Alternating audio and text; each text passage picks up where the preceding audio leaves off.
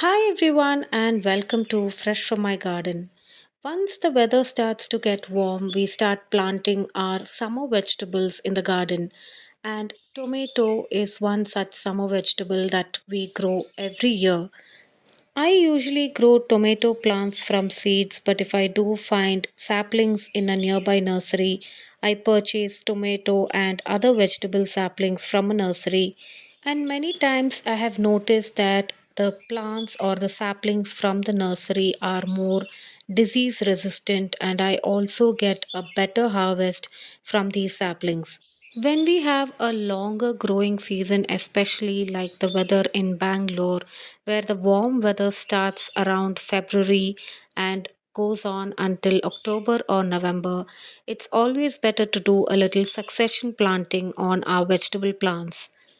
So, in today's video, I'm sharing a quick tip on how to do a succession planting on our tomatoes by multiplying our plants so that we can get a good harvest for a longer period of time.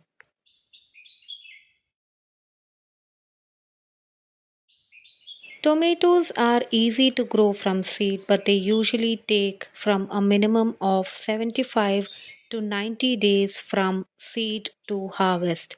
We can always start our seeds indoors and transplant them outdoors into the ground or into bigger containers once the weather starts to warm up.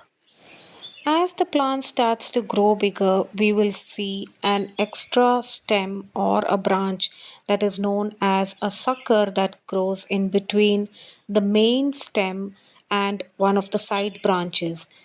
This is a sucker that is on my tomato plant, and as you can see, it has started to produce some flowers that will later on grow into tomatoes. Many gardeners like to pinch off the suckers as they start to grow between the main stem and the side branches, as the suckers are known to drain the energy of the plant. But the suckers of the tomato plants also produce flowers which grow into tomatoes. And there are a few gardeners who would like to leave the suckers on because they do produce a lot of tomatoes that they can harvest from one plant. Usually, tomato plants that have lesser foliage towards the bottom of the main stem send out more energy to produce a lot of flowers and fruit that we can harvest from one plant. We can either leave the sucker on the plant since it is already flowering, but here I am just going to cut off and remove that sucker so that I can grow a new plant that I can plant in a different container to grow more tomatoes. Tomato plants can be propagated from suckers, which is a faster way to grow newer tomato plants or multiply the number of tomato plants in your garden. So, I'm going to add this sucker into a glass of water in which I already have some cuttings that are rooting in water. After adding the tomato cuttings in water, place them in a spot where there is enough bright light that will help these roots develop, but not in bright sunlight. And once these roots have developed, we can transplant them into a container. So here you can see I have one cutting that has been rooting in the water for almost a week, and this has a lot of healthy roots, and in a few days I can transplant them into a container. As I mentioned earlier, though tomato plants are really easy to grow from seed, they take almost 75 to 90 days from seed to harvest.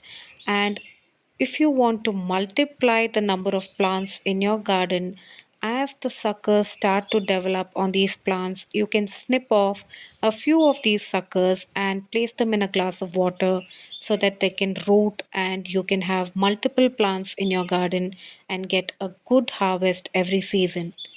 When you're growing vegetable plants like tomatoes, also make sure to plant a lot of flowering plants nearby so that they can attract a lot of pollinators that will pollinate all these vegetable plants and help us get a good harvest.